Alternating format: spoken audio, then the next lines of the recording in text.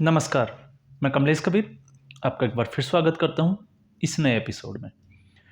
आज के इस एपिसोड में हम बात करेंगे विपक्ष के गठबंधन इंडिया अलायंस की। राहुल गांधी की भारत जोड़ो न्याय यात्रा चल रही है, लेकिन इसी बीच समाजवादी पार्टी के अखिलेश यादव और तृणमूल कांग्रेस की ममता बनर्जी ने लोकसभा चुनाव में अपनी सीटों को लेकर कांग्रेस के लिए, जिसको हम कहें कि एक बहुत बड़ी चेतावनी और बहुत बुरी खबर दे दी है। अब ऐसा क्यों, मैं इसलिए कह रहा हूं क्योंकि अखिलेश यादव ने जयंत चौधरी के साथ समझौता कर लिया है, गठबंधन कर लिया है, जैसा कि कयास लगाए जा रहे थे। और कयास ये इसलिए हुआ क्योंकि कांग्रेस पार्टी जो है वो कहीं ना कहीं सीट शेयरिंग के फॉर्मूले पे अभी जो है वो डिले कर रही है। अखिलेश यादव की हम बात करें, मैंने पिछले एक वीडियो में बात भी की थी। इंडिया टीवी के शो में जब अखिलेश यादव से पूछा गया तो उन्होंने सीधे तौर पे जो है वो कांग्रेस पार्टी पे बड़ा आरोप लगाया था और उन्होंने ये कहा था कि बड़े मंच पे जो है वो कांग्रेस पार्टी उनको नहीं बुलाती है, इसलिए वो अपनी एक यात्रा पीडीए शुरू करने जा रहे हैं। और पीडीए जो है वो उत्तर प्रदेश में जो है वो उत्तर प्रदेश के जिलों में ही करेगी। क्यों? क्योंकि समाजवादी पार्टी का जो वर्चस्व है वो सिर्फ उत्तर प्रदेश में माना जाता है। अब कांग्रेस के लिए बड़ी चुनौती क्या है वो भी हम थोड़ा सा समझ लेते हैं। जैसा कि अखिलेश यादव और जयंत चौधरी की अगर हम बात करें तो जयंत चौधरी को 7 से 8 सीटें तैयार देने के लिए जो है वो अखिलेश यादव तैयार हो गए हैं और जयंत चौधरी उस पर मान भी गए हैं। पश्चिमी राजस्थान की जाट बाहुल्य जो क्षेत्र है उस क्षेत्र की 7 से 8 सीटें जयंत चौधरी जो है उनकी पार्टी राष्ट्रीय लोकदल जो रालोद के नाम से जाना जाता है वो चुनाव लड़ेगी। अब ऐसी स्थिति में कांग्रेस पार्टी फिर चुनाव कहां से लड़ेगी?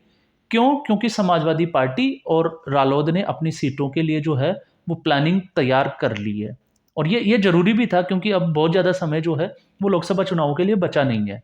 और ऐसी स्थिति में सीट शेयरिंग के फॉर्मूले पे अभी अखिलेश यादव की समाजवादी पार्टी और कांग्रेस के बीच में जो है अभी ऐसा कोई समझौता हुआ नहीं है, सहमति बनी नहीं है।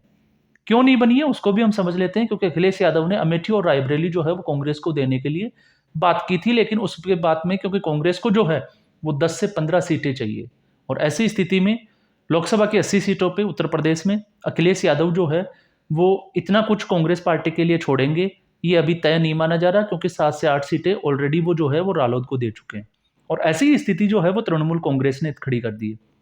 वैसे आपको अंदाजा नहीं होगा, अगर आपको पता होगा तो इससे पहले ममता बनर्जी और अखिलेश यादव ये जब भी गठबंधन की जो मीटिंग थी उसके अलावा भी जो है वो इनकी मीटिंग होती थी।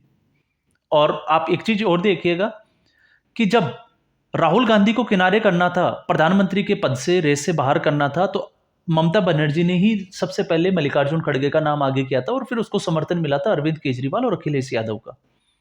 अब जब बंगाल की हम बात करते हैं तो बंगाल में जो है वो भारत जोड़ो न्याय यात्रा अभी आसाम में चल रही है। आसाम में कंट्रोवर्सी जो है वो शुरू हो चुकी है और 27 जनवरी को उम्मीद है कि ये यात्रा जो है वो पश्चिमी बंगाल में एंटर करेगी। और ऐसी स्थिति में अब बड़ी खबर यह है कि तृणमूल कांग्रेस और ममता बनर्जी जो है मल्लिकार्जुन खड़गे के द्वारा विपक्षी गठबंधन के सभी सहयोगी दलों को जो है वो चिट्ठी लिखकर ये बोला गया था, आमंत्रित किया गया था कि वो भारत जोड़ो न्याय यात्रा के साथ जुड़े और मंच शेयर करें। लेकिन तृणमूल कांग्रेस ने ऐसा करने से मना कर दिया है और साथ में तृणमूल कांग्रेस ने सिर्फ मालदा और बहरमपुर 2 सीट जो है वो कांग्रेस को देने के लिए तैयार है। इसके अलावा तीसरी सीट की जहां बात आती है तो तीसरी सीट जो है वो ममता बनर्जी ने एक कंडीशन डाल दी थी कि सोनिया गांधी खुद फोन करे तो वो कांग्रेस पार्टी के लिए तीसरी सीट भी जो है वो छोड़ सकती है। तो पश्चिमी बंगाल में 42 सीटों में से 40 सीटों पे तृणमूल कांग्रेस जो है वो चुनाव लड़ने के लिए अड़ी हुई है और इसके अलावा अधीर रंजन चौधरी और ममता बनर्जी, आपको पता होगा कैसे एक दूसरे पे जो है वो वार कर रहे हैं। तो अब जो है तस्वीर जो है वो साफ होना शुरू हो रही है। जैसे जैसे लोकसभा चुनाव नजदीक आएंगे भारत जोड़ो न्याय यात्रा जो है वो आगे बढ़ेगी और विपक्षी गठबंधन का सीट शेयरिंग का फॉर्मूला अभी तय नहीं है। ऐसी स्थिति में छोटी जो पार्टियां हैं, क्षेत्रीय दल जो है, जब आपस में ही समझौता करने लगे तो आप मान के चलिए कि बड़े स्तर पे जो है वो काम नहीं चल रहा है। दूसरा, ऐसी स्थिति जो है वो बिहार में बनी हुई है। बिहार में आज खबर थी कि लालू यादव और तेजस्वी यादव जो है वो नीतीश कुमार को मनाने के लिए उनके आवास पे पहुंचे हैं। तो ये भी एक बड़ी खबर है। और ऐसी स्थिति में अगर वहां पे भी सीट शेयरिंग के फॉर्मूले पे अगर काम शुरू हो जाता है तो फिर इस गठबंधन का क्या अस्तित्व है और कांग्रेस पार्टी किन सीटों पे चुनाव लड़ेगी ये अभी तय नहीं है। तो अब कांग्रेस पार्टी जो है वो दुविधा जो है कांग्रेस पार्टी की बढ़ती जा रही है।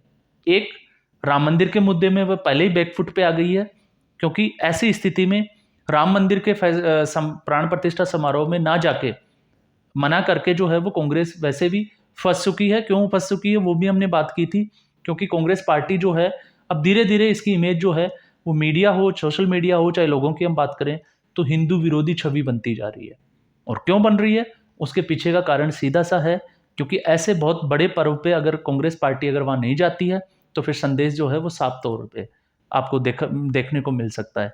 अब दूसरा, जहां हम गठबंधन की बात करते हैं तो गठबंधन जो है वो 1 साल बनते हुए हो गया। तो इस हिसाब से अगर सीट शेयरिंग की अगर हम बात करें, अभी एक वर्चुअल मीटिंग हुई थी लेकिन वहां पे भी सीट शेयरिंग के फॉर्मूले पे हाँ ये जरूर था कि गठबंधन का एक नया पद सर्जित कर दिया गया, अध्यक्ष का पद।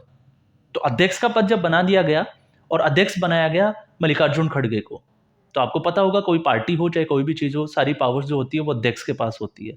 और ऐसी स्थिति में फिर संयोजक का पद जो है वो ऑफर किया गया नीतीश कुमार को, और नीतीश कुमार ने बड़ी चालाकी से इसको जो है वो मना कर दिया। ये टोपी जो है वो लालू यादव के कंधों पे, उनके सर के ऊपर डाल दी कि लालू यादव जो है वो वरिष्ठ है, तो उनको जो है संयोजक बना दिया जाना चाहिए। क्यों?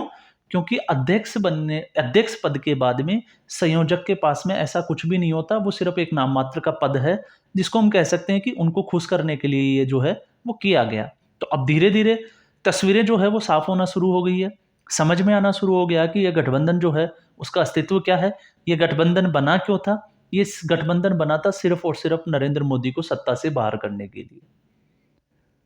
और ये बड़े जो राजनीतिक विश्लेषक है जो वामपंथी विचारधारा से नहीं आते, और उन्होंने पहले ही कहा था कि जब इनकी विचारधारा मेल नहीं खाती तो ये गठबंधन किस हिसाब से करेंगे, और अगर गठबंधन हो भी गया तो फिर सीट शेयरिंग का फॉर्मूला कैसे होगा। तो अब आप भी देखिए, ममता बनर्जी 2 सीटों के लिए कांग्रेस पार्टी को देने के लिए तैयार है और 40 सीटों पे खुद चुनाव लड़ती है, तो फिर सीपीएम जो है वो पश्चिमी बंगाल में कितनी सीटों पे चुनाव लड़ेगी, ये एक सवालिया निशान जो है वो खड़ा हो जाता है। इसके अलावा हमने बात कर ली उत्तर प्रदेश की, तो उत्तर प्रदेश में जब 7 से 8 सीटों पे जयंत चौधरी की पार्टी चुनाव लड़ेगी, तो फिर कांग्रेस पार्टी को कितनी सीटें देने के लिए तैयार है समाजवादी पार्टी। क्यों? क्योंकि अखिलेश यादव ने पहले से ही अपना रुख साफ कर दिया था जब वो मायावती से मिलने के लिए पहुंचे, और मायावती से बहुजन समाजवादी पार्टी से गठबंधन की बात उन्होंने शुरू की। हालांकि ये बात बनी नहीं। क्यों नहीं बनी उसके पीछे का कारण था, मायावती और अखिलेश यादव का इससे पहले भी गठबंधन हुआ था, उसमें से आपको पता होगा 10 सीट जो है वो मायावती की पार्टी जो बहुजन समाजवादी पार्टी है उसने जीती थी। लेकिन अब मायावती को यह डर है कि अगर वो गठबंधन का हिस्सा बनते हैं तो उनको कम से कम कितनी सीटें मिलेगी, और सीटें मिलती है तो उसके बाद में उनका दलित वोट और मुस्लिम वोट, क्योंकि दलित वोट के साथ साथ जो है वो मुस्लिम वोट भी जो है वो बहुजन समाजवादी पार्टी का एक कोर वोटर रहा है। तो मायावती कब कतई नहीं चाहेगी कि उनका जो वोटर जो है, कोर वोट जो है, वो छिटक के उनकी पार्टी से और दूसरी पार्टी पे शिफ्ट हो जाए, क्योंकि उन्होंने ऐसा बड़ा आरोप जो है वो कांग्रेस पार्टी और समाजवादी पार्टी पे पहले ही लगा दिया है। तो 2 जगह की स्थिति साफ है। तीसरी जगह बिहार में जो है वो अटकलें लगाई जा रही है कि बिहार से भी एक बहुत बड़ी खबर जो है वो बहुत जल्द देखने को मिल सकती है। तो ऐसी स्थिति में अब आप अंदाजा लगाइए कि कांग्रेस पार्टी का क्या असर होने वाला है। और जो राजनीतिक विश्लेषक, कल भी हमने बात की थी कि सत्यहिंदी.com पे सत्य हिंदी के जो न्यूज़ चैनल है उस पे भी ये बात चली थी कि कहीं कांग्रेस पार्टी जो है वो इस गठबंधन के चक्कर में और राम मंदिर के जो निमंत्रण जो था उसको ठुकराकर कहीं 24 सीटों पे ही 2024 में आके ना सिमट जाए। और अगर ऐसी स्थिति जो है वो धीरे धीरे जो है वो होती हुई दिखाई भी देती है। दूसरा, यहाँ तक नहीं रुकने के अलावा कांग्रेस पार्टी की बड़ी मुसीबत जो है उनके नेताओं के बड़बोले। और बड़े बड़े नेताओं ने, कल भी हमने एक वीडियो बनाया था कि लगातार हिंदू धर्म, सनातन धर्म और भगवान राम को टारगेट करना, ये भी कहीं ना कहीं जो है वो कांग्रेस पार्टी को बैकफुट पे खड़ा कर रहा है। और अभी आप देखिएगा, बहुत जल्द राम मंदिर के प्राण प्रतिष्ठा समारोह जैसे ही कंप्लीट होगा, उसके बाद में हो सकता है बहुत बड़े नेता जो है वो कांग्रेस पार्टी छोड़ के दूसरी पार्टियों में चले जाएं।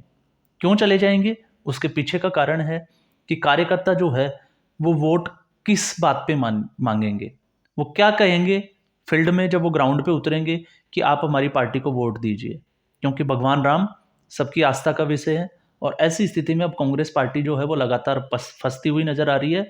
और जहां तृणमूल कांग्रेस, ममता बनर्जी, और दूसरी हमने बात की अखिलेश यादव, अरविंद केजरीवाल का अभी जो है वो नाम इसलिए नहीं लूंगा क्योंकि दिल्ली में जो है वो बताया जा रहा है, खबरें आ रही है कि सीटों का जो फॉर्मूला है वो लगभग तय हो चुका है।